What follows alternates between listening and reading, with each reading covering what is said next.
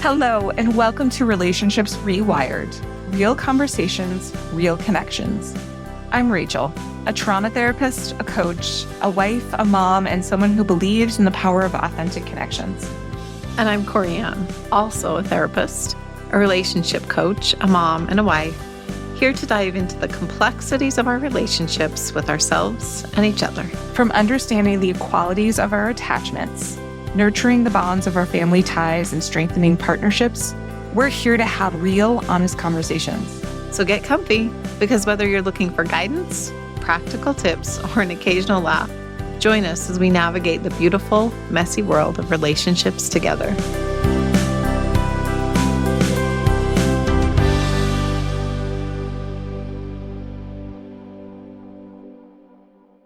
Thanks for joining us today on Relationships Rewired. We thought before we started this journey that we would kind of let you get to know us so that you know who your hosts are for the podcast and what you're in for. Yeah, thanks, Corianne. I thought that this first episode, it would be great for us to share a little bit more about who we are, how we met, how our relationship formed, and why it's important to be talking about relationships now. So maybe we could just jump into this and have each of us share a little bit about our history, our personal histories, who we are, and why we got into this journey. Yeah, I love it. When I have to describe myself, I always think of someone else first. I think of myself as a wife, as a mother, as a therapist. I think of other people. Those are things that are important to me and a huge part of my life. I've been married for 28 years. I have 5 beautiful, amazing humans. They're adult humans at this point, no longer small, but they are lovely, and they'll be part of many stories that you'll hear as we move through the podcast, I'm sure. The therapist piece, I waited to go back to school until my kids had grown some. So I've been a therapist now for practicing for 10 years this fall. So as a therapist, I went into a lot of different places to start with. I worked with kids, I worked with teenagers, I worked with families, and now I've kind of honed in a little more to adult individuals and couples.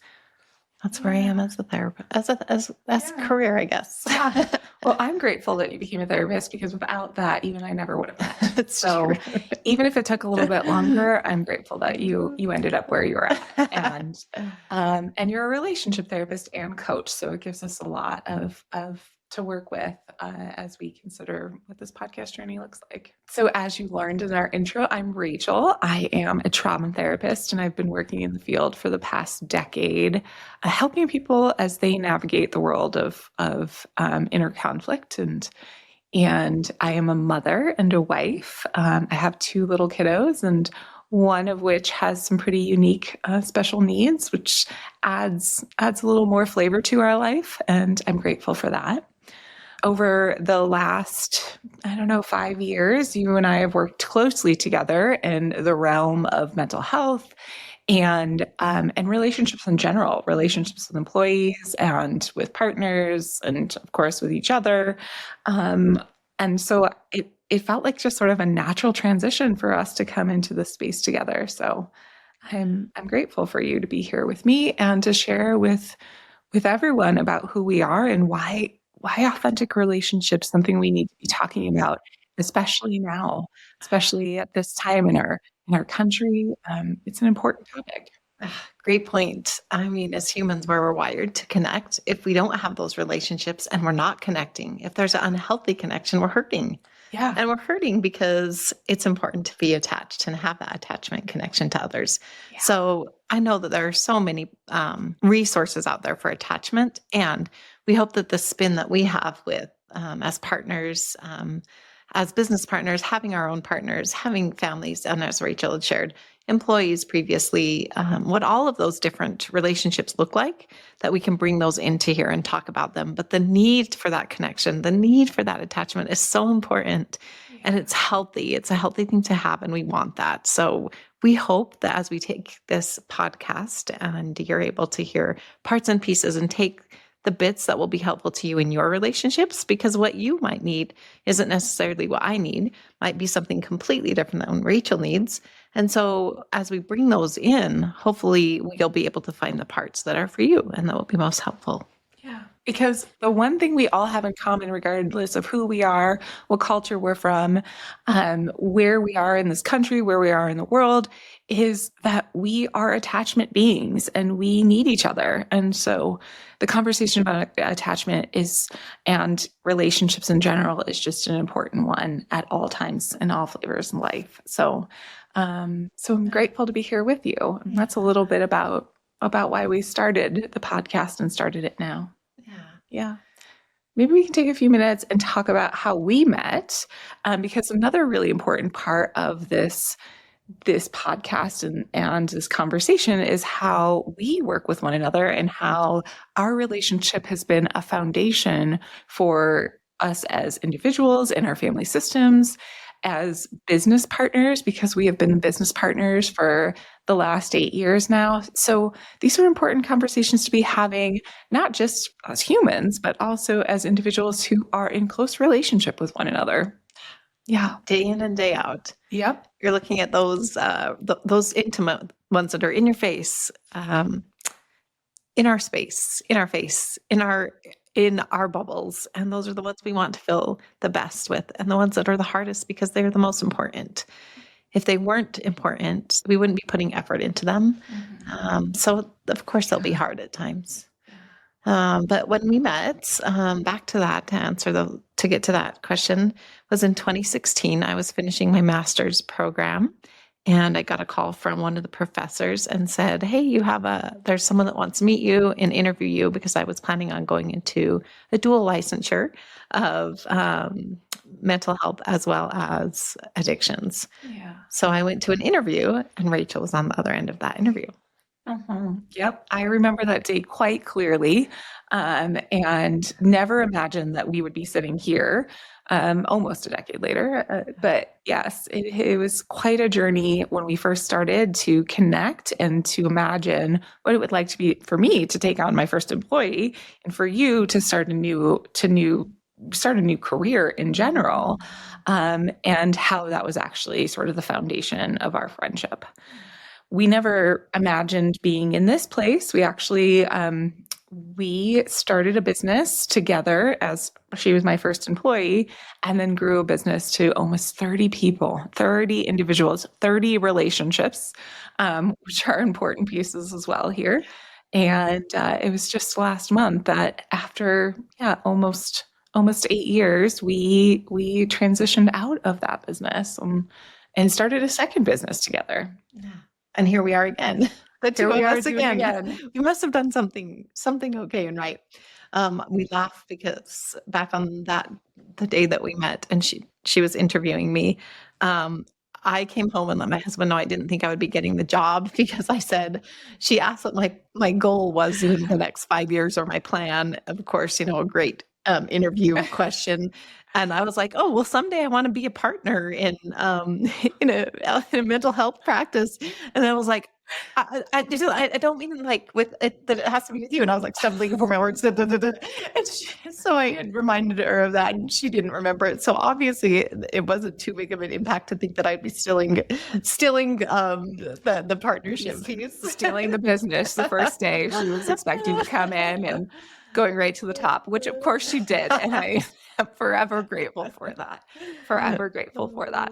But with this relationship and with the amount of time that we have spent together, the reality is we've had hardship over this time. This hasn't been just a love story that's been easy.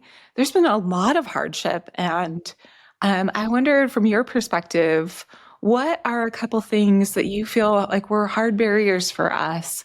And I guess your perception, and I'll share my perception as to how we were able to navigate that. I think that's a really valid thing to talk about in relationships, because I feel like we often, in many of our relationships, we understand that there's a hard something in the room. There's a hard conversation that needs had. There's something hard to lean into. And so we don't lean into it. We walk away from it, or we put it under the rug, and it grows, and we trip on it, and we face plant. We have our face down moments, which I'm sure we'll talk more about later as well.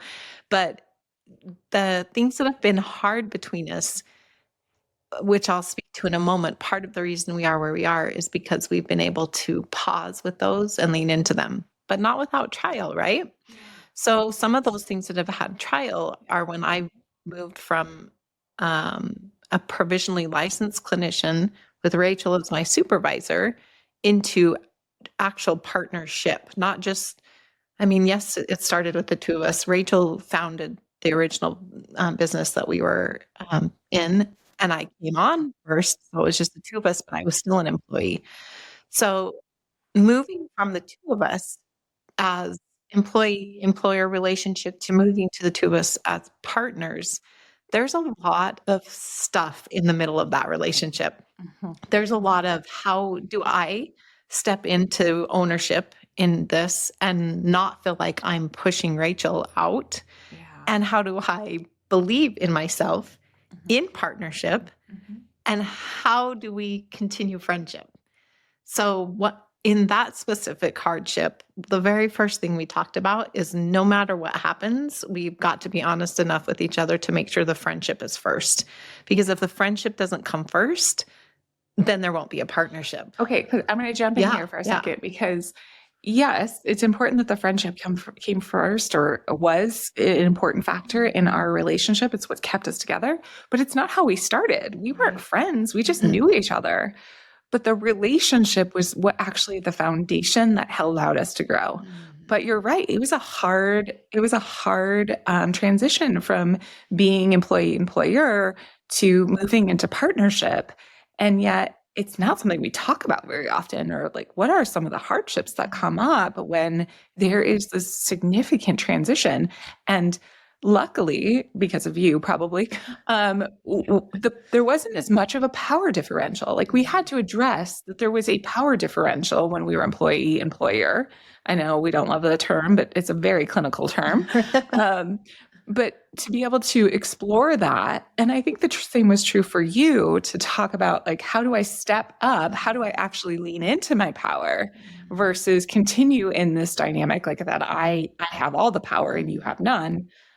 That should not be how it is in relationship, leadership, relationships in general. But to just create more of an even playing field and less of that power differential that might play out in an employee-employer relationship. Yeah, I agree. There shouldn't be that dynamic in a partnership. No.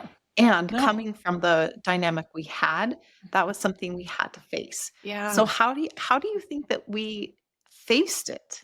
What do you think we did? Oh, get mad. I'm trying a couple of times. We did have some moments. I'm trying to go back because I think how important, no matter if it's a business partnership or any relationship, what did we do to lean into those hard things that was helpful? I know something that you did that was helpful to me. Do tell. I'd like to know. Something that is helpful for me, as you'll learn throughout our stories, is I used to be a master stuffer. Like, I was the pro. No way. I was the best. I know you didn't know this. So I was like, oh, this is an issue. I'm going to go ahead and stuff that down. Yeah. Because if I keep quiet about it, then I don't have to talk and I can hear what's happening. And then I know how to fix this better. So instead of stuffing, I got a partner who was not a stuffer.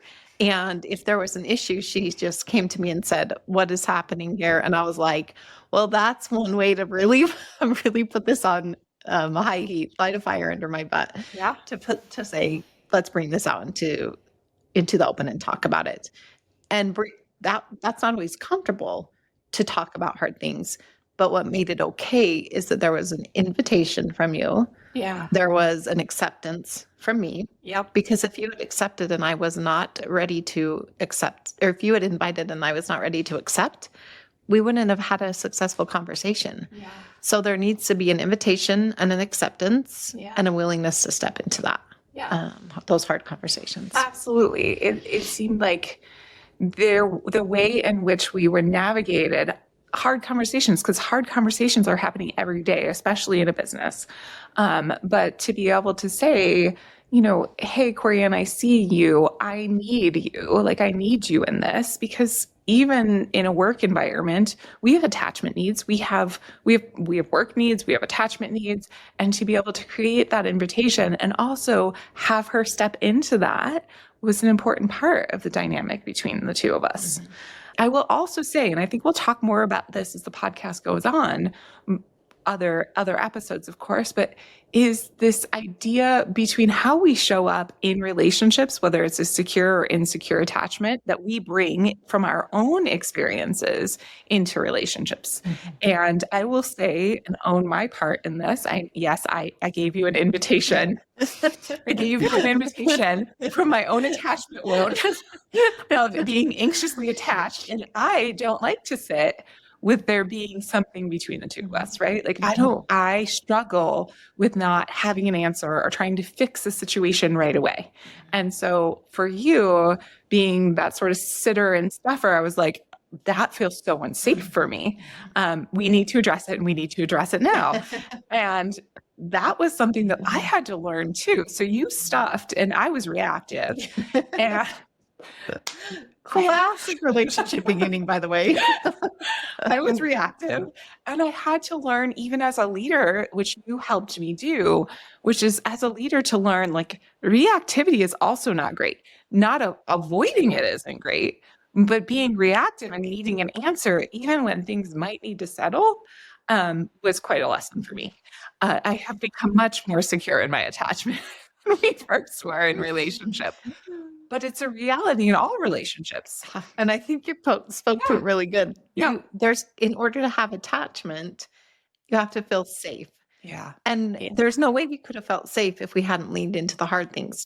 As a stuffer, anyone that knows about this or that is a people pleaser or the peacemaker, that was your role in your family of origin, you can imagine that the anxiously attached person. You're looking at me and laughing.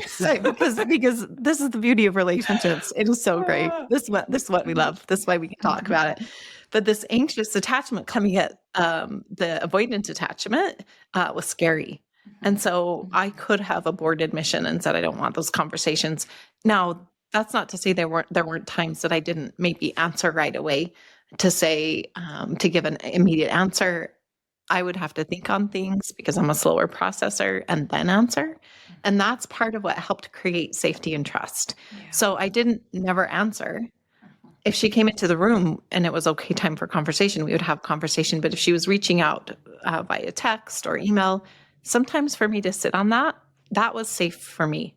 But I always answered, and that became safe for her. Yeah. And so in the relationship, as we had time helped us become more trusting and create the foundation.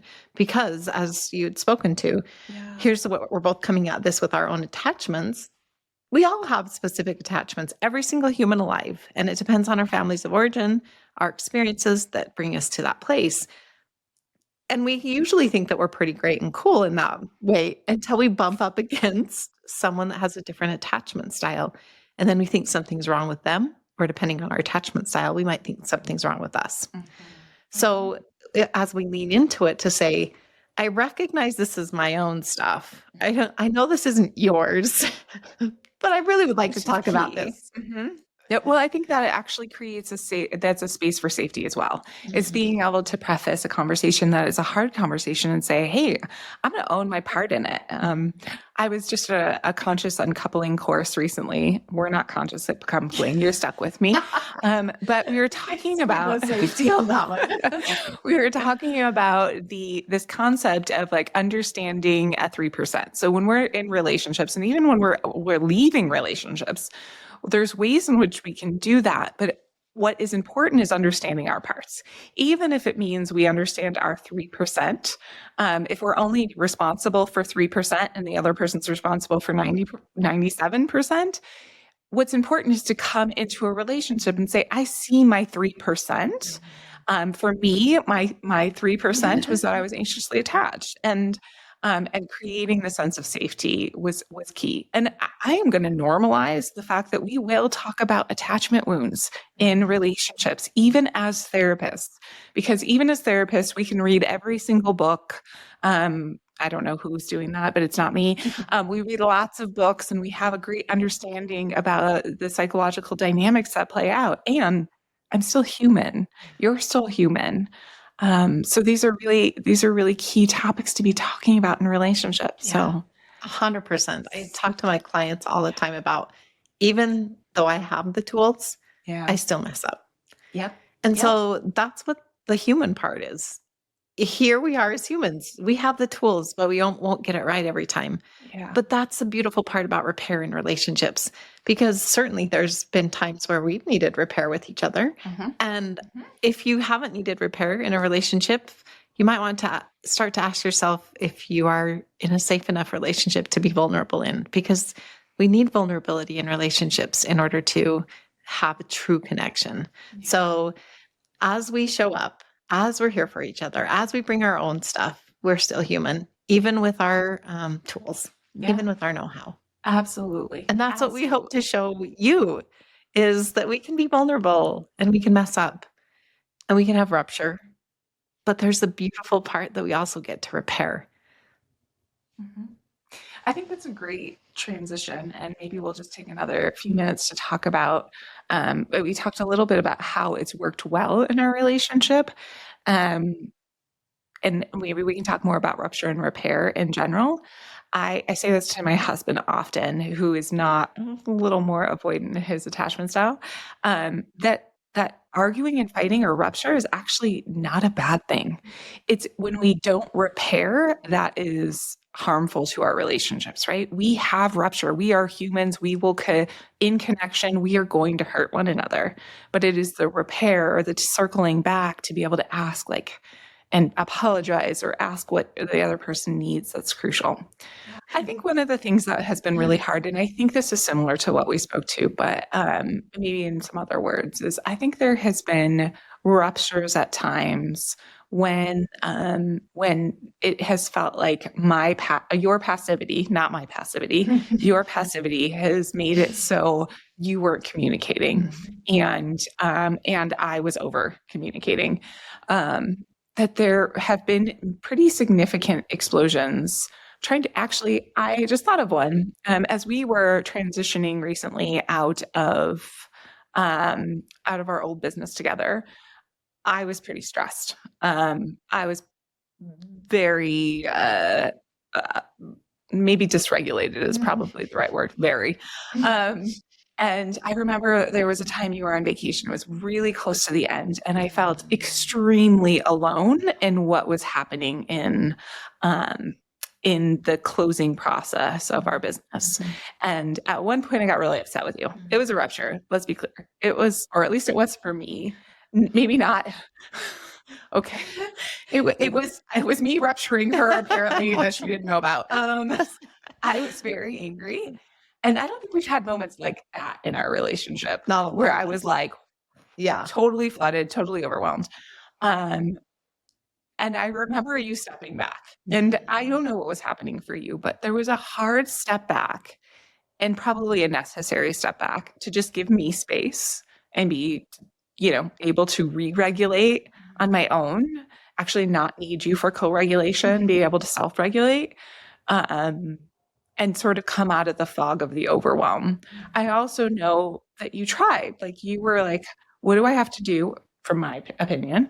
What do I have to do to try and address this in the way that I can, knowing I can't fix everything for her, which is a hard challenge in relationships. Sometimes, and we hear this a lot, that we don't want it to be fixed, but sometimes we do.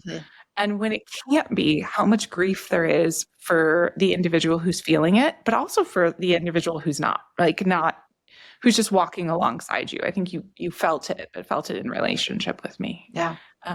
What do you think about that? What's your perspective on that? Yeah, great. That's a great event to bring up, because I didn't feel it as a rupture. I recall the moment. Yeah. I recall the time. It was more than a moment. But I didn't recall it feeling a rupture. So just a little bit of backstory. We had booked a trip believing that we would be finished with the close of the cell. And so the fact that it wasn't closed and we still had the trip booked and paid for was something that's why I left at that time. It wasn't me I like how you're abandoning. Peace out. Have fun with that. I was not abandoning my partner. I will say that, in a way of on purpose. Yeah. There was abandonment feeling. So, and that's part of what the hurt was for Rachel. And she shared that again. She's great at sharing those things. And she shared it. And I could tell that she was frustrated and stressed. And there were times on our trip that we didn't have service. I honestly don't recall if the pause was because of no service or because I was like, I need to think about this before I answer. I don't actually remember that part. But it takes, again, going back to my way of being, it takes me time to think about things before I can answer them in a way that I feel is honoring what my values are and what aligns with me. But what is so important to me also in relationship is what I say being something that feels safe enough for the person I'm communicating with. Yeah. That doesn't mean it won't be hurtful. I'm not saying we won't say hurtful things or have hard things to talk about, which that conversation was of like, where are you? I'm doing all of this by myself. You're nowhere to do these things. And I'm saying you're right. I'm not there to do those things. And I felt bad. I couldn't change that, but it doesn't change that it hurt her if I feel bad. It doesn't change that she hurts. So if we're going to have that communication, the need for it to be, how do I align with my own values and how do I stay true to who I am while also being safe enough to have communication with the person I'm in partnership with or relationship with so that we can have more communication later. Because if I came back with a big fat finger to her, we wouldn't be having the podcast probably. But there would be no second business. There wouldn't be a second business. So I think also what you bring up is an important point, that it feels like rupture for one of the partners and it may not feel like rupture for the other. Yeah. So I didn't think that we needed repair, but maybe that's because the way we communicated it was repair enough. Yeah. But if you find that you're having that with a partner, that you think something's ruptured, speak to them about it, because maybe it feels different for them or it's not a big deal. One's more of a direct communicator, one's less. Just a little bit more communication oftentimes helps give the answer. Yeah. Yeah. Yeah. I love that we had different perspectives on it. And it's also, it's important to circle back, especially if we both feel it as a different experience, which we're different individuals. But had it been a rupture for you and I didn't circle back, I think that could have felt like abandonment too, right? And vice versa.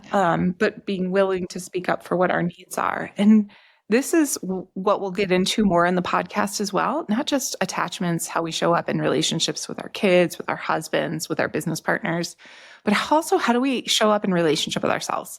And you spoke beautifully to that, which is you were in relationship with yourself and understanding what your values are and being able to follow your needs, which are to sort of slow down and consider what's important here and then come back. And for me, knowing my own experiences of like, I tend to be the type of person who wants to try and solve the problem, which isn't always helpful. So I needed to be able to go into myself and self-regulate and nurture, which are all hard things, but they're necessary. All of these things are necessary for healthy relationships. And I think we're going to dig more into that during this podcast series. And we are hopeful that you will follow us along and you got to know a little bit more about us. So you can see that at the very forefront of all that we are talking about, one, we are therapists. We do have some sort of educational background, but more importantly, we're humans that are living this experience in relationship with one another. Yeah. And you'll hear those stories, the relationships with us. You'll hear past stories of our families. You'll hear present stories of them.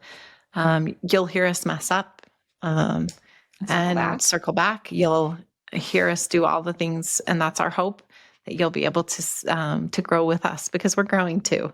Yeah. But we would love, if you have questions for us and want to know more about us, we would love for you to email, text. We'll put information in the bottom of the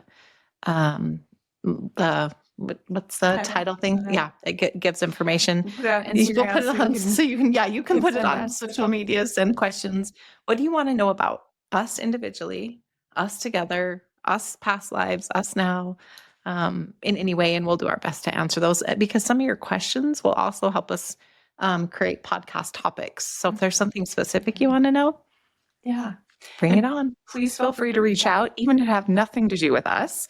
You have a question about your own relationships, and it could be a relationship with anyone.